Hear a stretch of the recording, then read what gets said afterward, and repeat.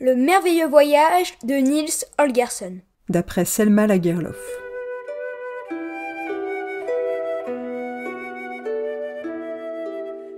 Épisode 2. Martin et les oies sauvages.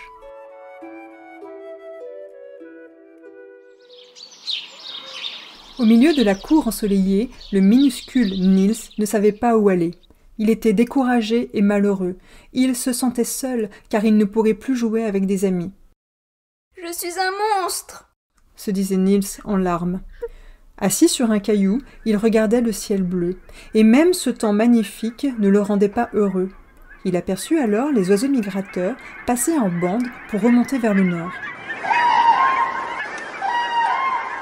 Les oies sauvages abaissaient leur vol en V quand elles apercevaient des oies domestiques. Nils les entendait crier aux oies de la ferme « Envolez-vous et venez avec nous !»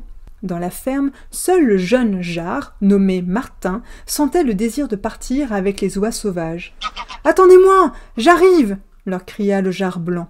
Nils l'aperçut déployer ses ailes et lui ordonna « Tu restes à la ferme, tu es à mes parents !» Nils se précipita pour retenir le Jar en agrippant ses bras autour de son cou, mais le grand Jar s'envola en emportant Nils pendu à son cou. Avant qu'il songeât à lâcher prise, Nils était déjà trop haut. Il se hissa difficilement sur le dos du Jar. Il s'installa à califourchon et plongea ses mains dans les plumes pour s'accrocher et ne pas tomber de haut. De très haut maintenant. Nils avait le vertige. Il gardait les yeux fermés. Le vent sifflait à ses oreilles. Les plumes vibraient et les ailes battaient en faisant un bruit assourdissant. Nils reprit courage et regarda enfin en bas. Il vit une immense nappe à carreaux étendue. « C'est quoi ?» demanda Nils en ouvrant les yeux. « Des champs et des prés !» répondirent les oies. En dessous, la terre n'était plus qu'une étoffe infinie divisée en rectangles multicolores plus ou moins grands. Nils commençait à comprendre. Les carreaux verts étaient des champs de seigle, les jaunes de blé, les marrons ceux de betteraves. Il reconnut aussi les bois et les fermes minuscules perdues dans cet océan aux 1000 couleurs. Nils oublia un moment ses mésaventures et se mit à rire. Il chevauchait Martin. Il sentit l'air vif dans ses cheveux et aima la vitesse de ce vol. À cette hauteur, l'air était doux et parfumé par les odeurs qui s'élevaient de la terre humide et de la résine des bois. Il se sentait comme emporté, loin des chagrins et des soucis du monde d'en bas. Il regarda tout autour et s'aperçut que ce monde aérien était peuplé. Il vit des bandes d'oiseaux remonter vers le nord et se parler. Nils perdit de vue les paysages qu'il connaissait. Il vit plus de la Suède en un jour que pendant toute sa vie. Martin, le grand Jar blanc, était fier de parcourir le monde avec les oies sauvages. Il se mit même à taquiner les oies domestiques quand il survolait les fermes. Mais il fatiguait vite et restait à l'arrière du vol. Il n'avait pas l'habitude et il portait Nils. Ses forces l'abandonnaient. En grande difficulté, le Jar Martin était essoufflé. Les oies sauvages le remarquèrent. Mais l'oie qui dirigeait le vol n'était pas n'importe quelle oie. La chef de bande était la célèbre Akka de Kebnekaise. Même si elle était un simple Jar de ferme, Martin avait entendu parler d'Akka, cette vieille patriarche. Les oies sauvages qui la rejoignaient étaient les meilleures. Or, Akka et sa bande méprisaient les oies domestiques.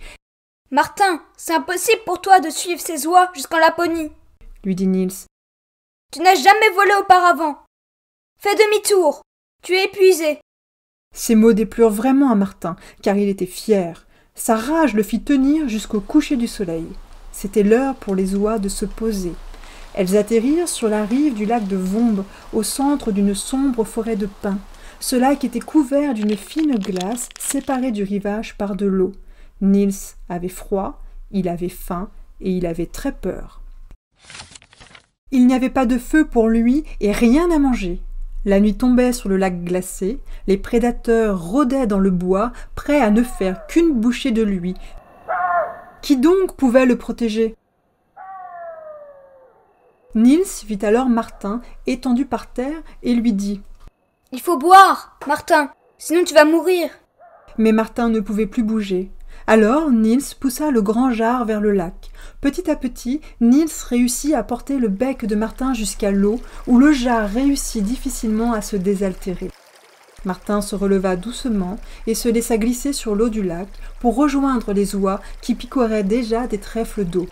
Niels resta seul sur la berge. À ce moment, Martin aperçut un petit poisson.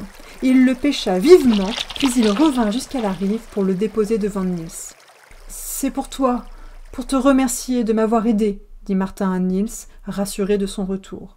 Niels sauta au cou de Martin pour l'embrasser. Il chercha dans sa poche s'il y trouvait encore son couteau. Heureusement, lui aussi avait été réduit. Alors, avec son petit couteau, il se tailla une part dans la chair fraîche du poisson pour se nourrir. « Hé, tu manges comme un lutin !»